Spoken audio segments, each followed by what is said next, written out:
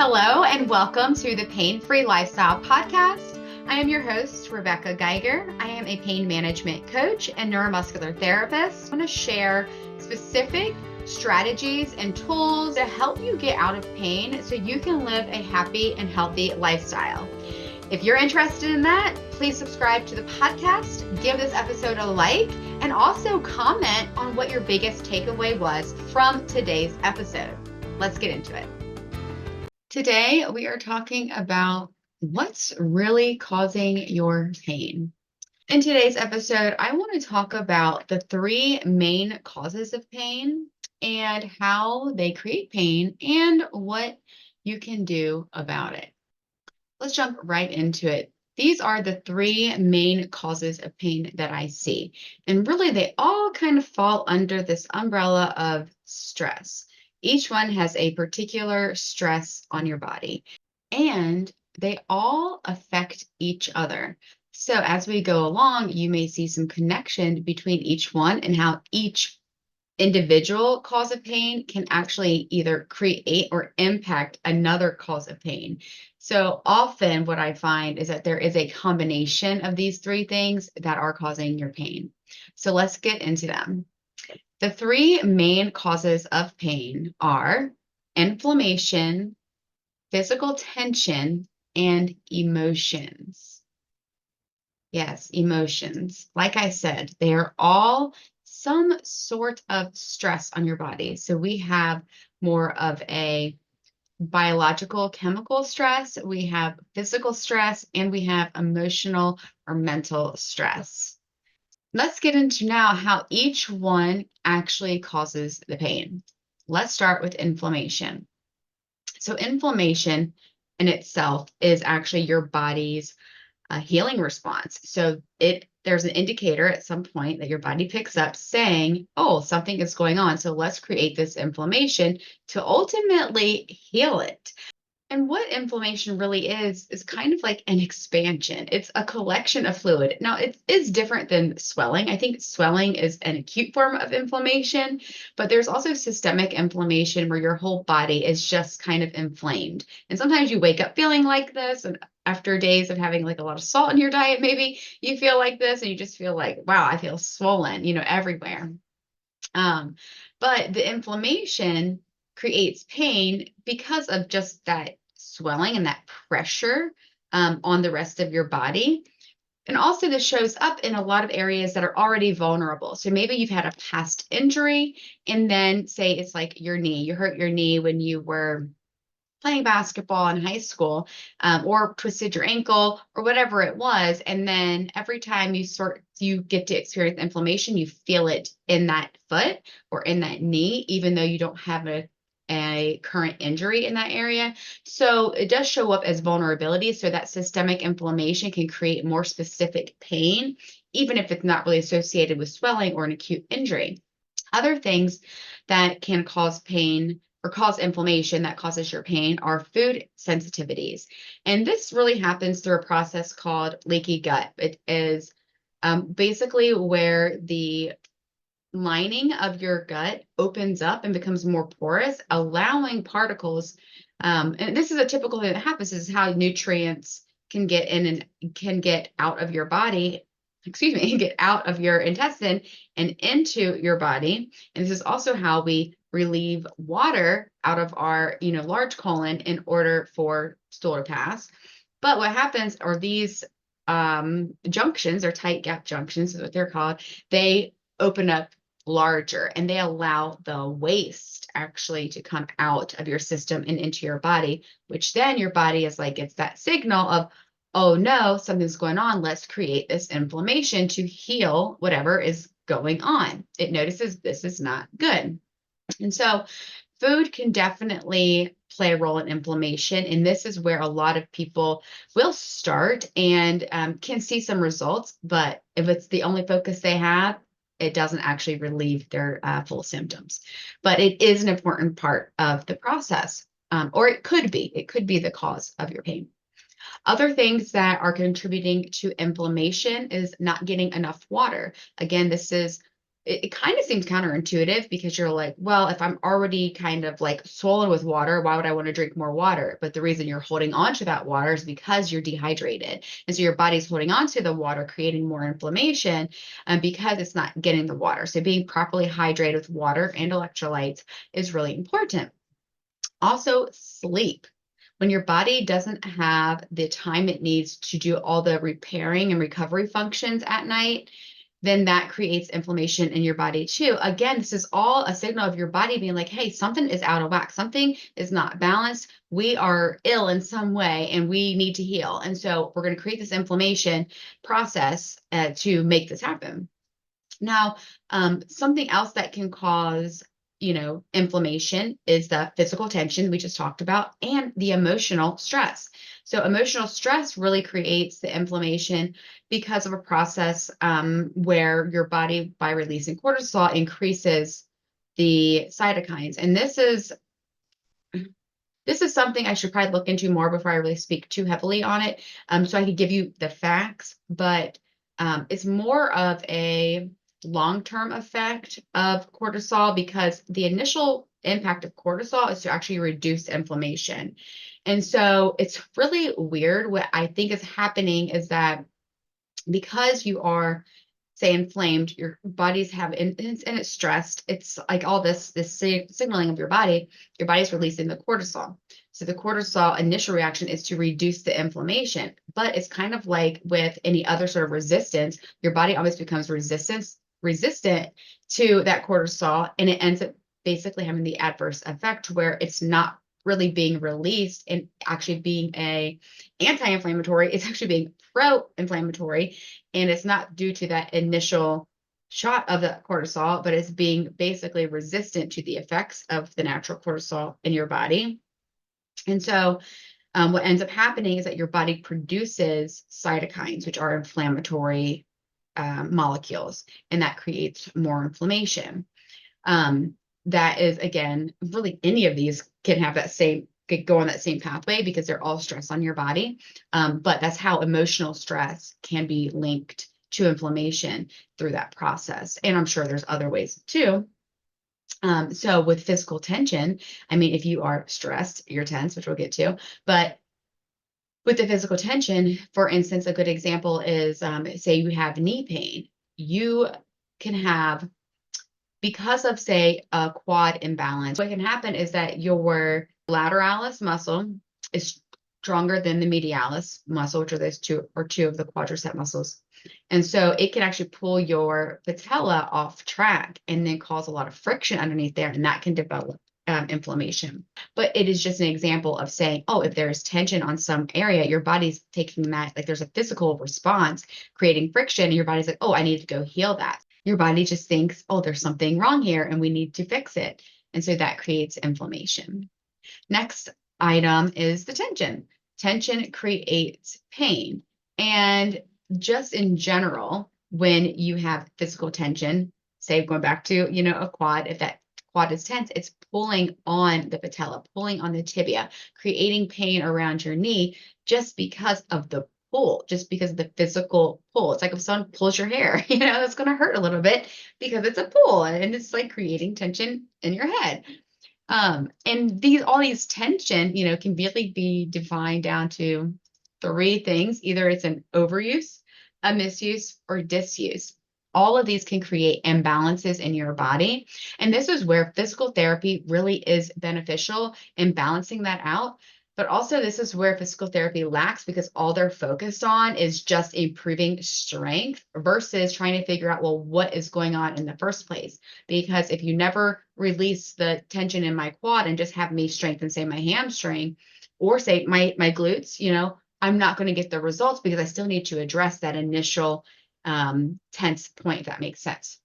Another thing that can be contributing is an injury. So if you have a fall, obviously you fall down, you hit yourself, it's going to hurt. That's going to not only have the area which like had the impact, it's going to hurt, but also when you fall, your muscles tense up, which is why it's important to build muscle, especially as you age, so it can help prevent you from falling. Yes, you want to make sure you have strong bones, but it doesn't matter like how much how well you take care of your bone health if you never strength train and have protein to actually build your muscle, because you're not going to have anything to brace yourself. Like the impact on that bone is still going to be too much if you don't have any muscle to protect it.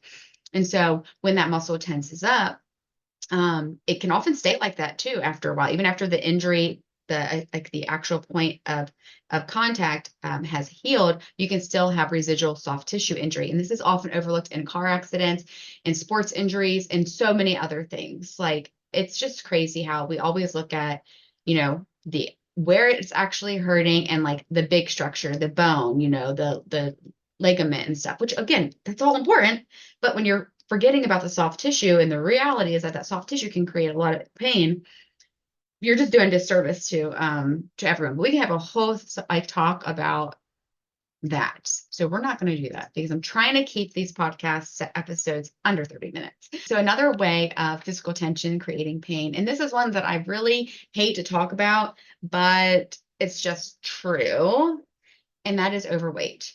If you are overweight, like legitimately overweight, not like, oh, I just really like to lose 5 or 10 pounds. Like if you're legitimately overweight, that creates tension on your body. Every pound of extra body weight that you have creates 4 to 5 pounds of pressure on your joints. So just the weight alone is creating pain. Also, if you're overweight, means you have extra fat, and those extra fat cells actually create inflammation. It is such a vicious cycle that you have to intersect and interject and just stop in the process, because it is basically a continuous cycle of defeating behavior, because it's like your body's almost working against you. And again, this is something that we'll talk a whole episode about as well, but I want to bring it up because it does impact tension due to just the actual weight and pressure on your joints, but also the extra inflammation that's being caused by those fat cells just being there. Lastly, emotions.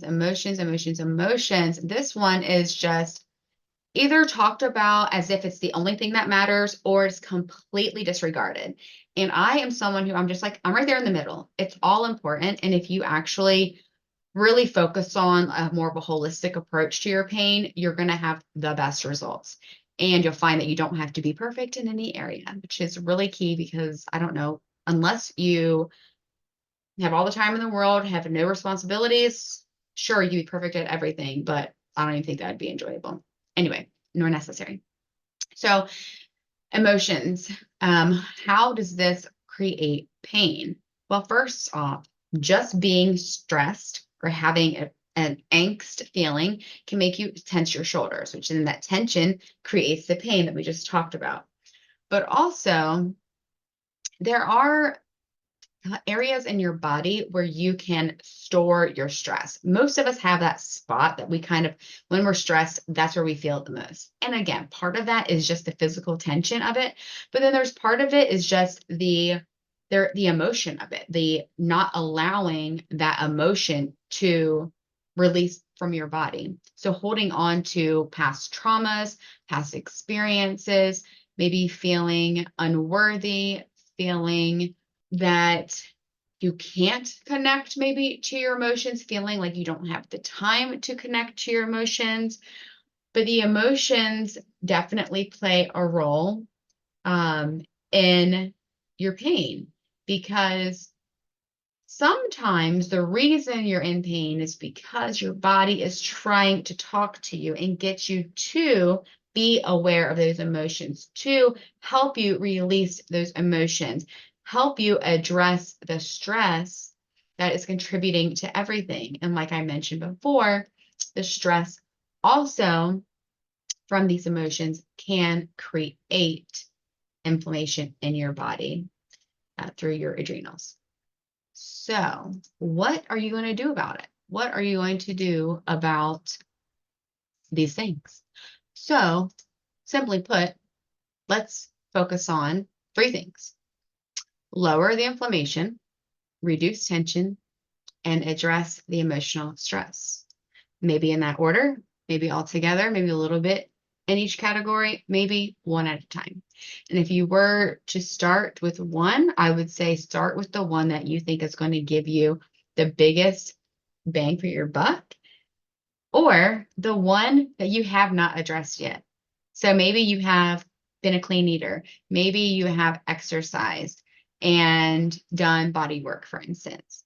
Then I would say address the stress and start with that one. That one is going to be the one that a lot of people don't want to deal with. But if you do, I'm telling you, you're going to get some amazing results. So let's go into each one just a little bit. For inflammation, to lower that inflammation, of course, you want to reduce your tension and address your stress. Okay, let's put that out there because, again, this is all works together. Also, you do want to see what foods are creating inflammation in your body so you can track what you're eating and how it impacts your pain. I do not believe in elimination diets. I think they are overdone and underserved. Really, they don't serve you. They end up setting you up for long-term failure, especially if you're someone who actually struggles with your weight. Because when you have struggled with your weight, typically you struggle with your food. And if you're struggling with your food, and then you're asked to take all these things out of your diet, all you're going to think about is what you're not getting, and you're going to just want it more. And when you don't get the results that you want after that elimination diet, then you're just going to be even more discouraged and likely go back to your old ways of being, and any progress that you may have made gets completely derailed and you start to go backwards. But I will say that if there are foods that you're eating that every time you eat them makes you have digestive issues, makes your pain worse, makes your mood worse, you really should avoid them. And you can take tests to see what you're allergic to or have sensitivities to, and those can be helpful. I just don't think that anything is a good enough indicator except for you. You know your body best. You know what is best for you. And if you could just connect to it, it's going to tell you. If you just trust it, it will tell you. And that's probably where you really need to get down to addressing the stress. And honestly, I'm just thinking that there's a whole other subject of how stress can actually impact your body's ability to listen to itself. So anyway, take it one step at a time, but definitely address some foods. And you can also incorporate, like in general, you can incorporate anti-inflammatory foods like fruits and vegetables. There are certain foods like beets, nuts, seeds, watermelon, dark chocolate that do have effects on your blood vessels that will decrease inflammation. So you can incorporate those. Also leafy greens. So you can increase the amount that you consume of those. And then also in general, knowing that a lot of the highly processed foods are pro-inflammatory, and then you can decrease the amount of those that you have. Everything truly is about balance and moderation. So I don't think, again, you should eliminate anything. And I think that health is a lifelong journey, and you can slowly take things away when you feel empowered, when you feel the effects of them. I know I am still currently taking things out of my diet that just don't make me feel good. And sometimes it takes me like 10 times to have it before I realize, like, yeah, really every single time or most times I don't feel good when I have this. So like, what's the point? And I think that's where like the empowerment comes from, and the autonomy, and just like being your own boss, being your own expert, and really listening to your body. And through this process, actually, it will increase your ability to listen to your body when you're responding to what your body is telling it. But again, sometimes you have these reactions to things based on your stress. And so maybe not every time you eat ice cream do you have stress, but maybe 4 out of the 10 times that you have the ice cream. So maybe it's more of a stress issue than actually a food sensitivity. So just things to keep in mind. I share a tracker with my clients. So just track it, track what you're eating, track how it's making you feel, track, how you're feeling emotionally and physically when you're eating certain things. And over time, you will see some connections and correlations, and then you can make the best choice for yourself. Nextly, let's reduce the tension. So Number one is exercise. You have to move your body. I would never tell someone to only worry about your nutrition and worry about stress and don't exercise. You have to exercise. Your body is meant to move. And like I said before, the imbalance in your body creates a lot of tension. So you definitely want to exercise. And even, seeing a personal trainer, seeing physical therapy, going to a gym, whatever it takes, starting, a progressive Pilates program. I have that here on YouTube, which is a 6-week program to help stabilize and build your core, to give you a foundation. So then you're able to do any exercise you want or do more advanced Pilates too. But you need to move, you need to strengthen your body, you need to strengthen your core, you need to have that balance. Also, when you're stressed, you need to be aware of what's happening in your body. That's why I like doing these quick body scans, or just at this point now, I just can tell when my shoulders start to creep up and then I have to take a moment to let them down. You can do some deep breathing exercises, incorporate more relaxation into your life. It doesn't have to be go, go, go all the time. That will help you to reduce your tension if you're just a little bit more relaxed throughout the day.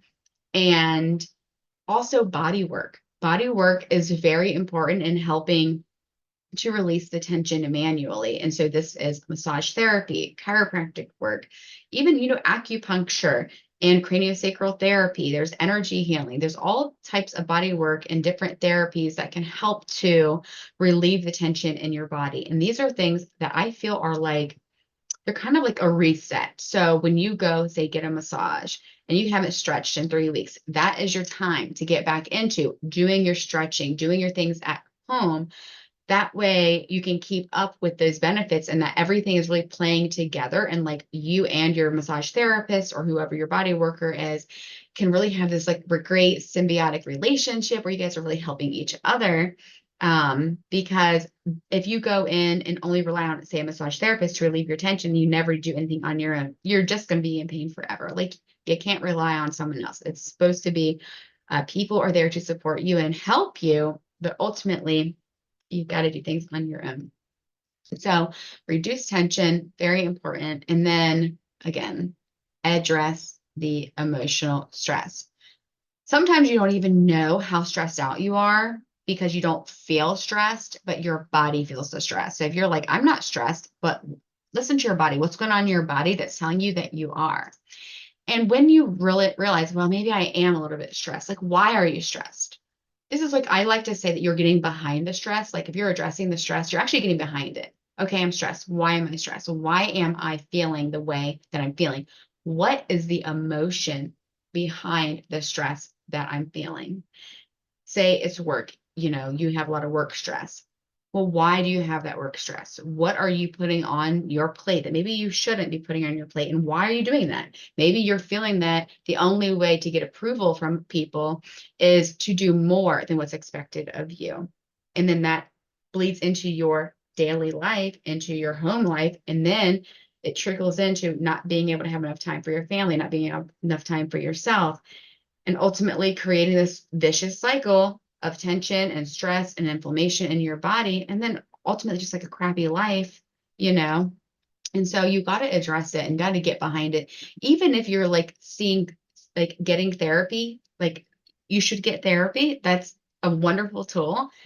I think there's still things that you have to do on your own, like just simply going to talk to someone for a month and not practicing self-care and self-reflection on a day-to-day basis and checking in with yourself of like, God, I'm feeling a little moody right now. What is the problem? Yeah, maybe it is a hormonal thing. And even then it's like, okay, let's go behind that. Why is that bothering me so much right now? Or like, why am I more heightened? Because not everyone deals with those things as well. The more stressed you are, the more those issues will be more prominent. But even outside of that, why am I feeling the way I am? I'm feeling a bit moody right now. What's really going on? For instance, I've had an experience after having my second that I just felt more stressed because I felt like I couldn't do the things that I wanted to do or that I was doing before when it came to business. And why am I so stressed about it? Why does that make me feel stressed? Like, because I felt that if I didn't keep going, then I would not be successful. Okay, well, why is success so important to you? Because if I'm not successful, then I'm not going to have enough money to, retire. or I'm not going to be able to have a good life later on. And then it's just like uncovering each layer of like, why does that matter? And then ultimately it comes down to me having the realization that like, it really doesn't matter. Like, if I don't have the amount of money that I think I need to have to retire in the way I want to retire, is it really that big of a deal? No, because as long as I have a loving relationship and I'm happy where I'm at, I'm always going to make it work and we're always going to be okay. So it's just like sometimes we just get in our heads about things and how we think things should go. And especially me, just like being so close to 40, it's just like, wow, I've been had a lot of thoughts and, about where I'm at, and not like a midlife crisis. I think I had that at 35, honestly, but just again, uncovering the layers of why you're feeling the way you do. And then once it comes down to it, the whole point of that is number one, acknowledge how you're feeling. Number two, you're going to be able to release whatever it is you're feeling because you're finally letting yourself feel the realness behind it. And three, you end up coming up with a solution or a perspective that makes you feel better. So then that emotional stress does not continue to bother you. Each one of these things I could dive into and do a whole episode on, which I probably will in the future. So definitely stay tuned for that. Let me just sum this up and do a little recap. There is a connection between them all. Okay. Each one can impact the other one or even cause the other one. So doing a little bit in each area can certainly help. For instance, if you just for maybe 2 weeks increased the amount of greens that you have. So say it's every single day you are going to have, and I say every single day is in like try and make it every single day. If you miss one day, just do it again the next day. It's fine. Progress over perfection, but just incorporating some leafy greens. So that's having it maybe in a smoothie, in an egg scramble, having it in a salad. Like if you could get it in a salad, like get like a spring mix or something, or I like to alternate my greens. And so I would do like spinach. I always have spinach on hand and romaine, but then I also incorporate, like I'll do like a spring mix or I'll do arugula. I can just kind of keep it, switching it up to give you more variety. But anyway, if you just say, I'm going to incorporate my leafy greens, every day, as many days as possible for 2 weeks. I'm also going to stretch for 10 minutes after my workouts. Say you work out 3 to 5 times a week, just stretch for 10 minutes after this to affect that tension. And then if you address the stress, I'm going to do every night before I go to bed, I'm just going to check in with myself on how I'm feeling. And I'm going to have a few minutes to either just contemplate and go through that layering effect in my mind before I go to sleep, because it may actually help you get to sleep. Maybe go to sleep a few minutes early so it doesn't interfere with your sleep. But then you could also journal that same kind of unlayering effect or unlayering process. So anyway, just little things like that will make a big difference because you are really getting in tune with all the reasons that you could be in pain. And it's always, I talk to my clients a lot about the chicken or the egg. Which one is it? Well, who freaking knows? I don't think we'll ever know. So treat them both, because ultimately that's what we need. Like we need to treat the creator and the created, like whatever is causing the pain and what the effect of that pain is, you want to be treating it all. The biggest point I want to really make is to listen to your body and allow your body to speak to you. Know that the sensations that you are feeling, whether it's tension, the stress, the inflammation that you might not even see, you might feel that swollenness, but that is all your body's way of talking to you and trying to get you to do something a little bit differently that's going to help you have a better life and be pain-free. I hope that this episode was helpful for you. If you feel so inclined, I would love if you could share it with someone that you think it would benefit. And also, please like the episode, comment your biggest takeaway below, and I will see you in the next episode. And before then, please go do something good for yourself because you deserve it. Bye. Thank you so much for spending time with me, and I hope you enjoyed this episode of the Pain-Free Lifestyle Podcast. Please don't forget to subscribe, like this episode, and comment your biggest takeaway. Please remember that this podcast is intended for educational and entertainment purposes only. It does not replace medical advice. Always consult with your doctor for medical advice. I hope you have an awesome day, and I will see you in the next episode.